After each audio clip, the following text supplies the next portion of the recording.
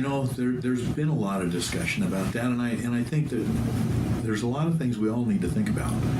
First off, fires have been devastating on those lands, and they've been very, very costly, not just for the federal government, but for the state government as well. I remember about 4 years ago, the state spent almost $60 million just fighting fires on our own lands. We do this, I believe the state does a very good job in timber management on state lands. The federal government has a real problem with that because every time the Forest Service wants to try and harvest some timber, they get sued.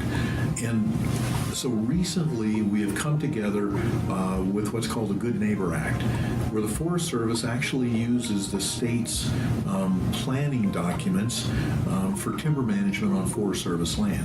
So they've selected some tracts of land that we use the state's planning documents on that we don't get sued, and we're able to do things like we should be doing things in timber management.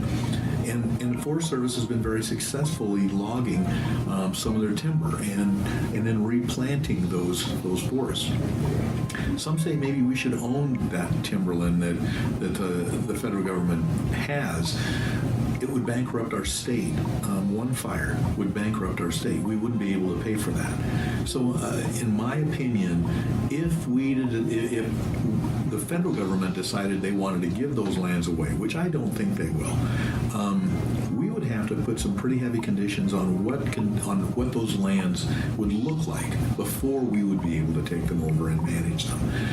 Number two, I think one of the reasons the federal government won't give those lands to the state is it's one of their only tangible assets.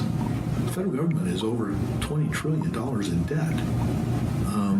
I would be more afraid of the federal government selling off some of those lands to pay off some of those debts than I would about Idaho in managing those lands. We've done an excellent job in managing our own state lands, which is a little over 2.3 million acres, as I recall. I would be much more concerned about the federal government managing those lands and selling those off than I would the state doing the same thing.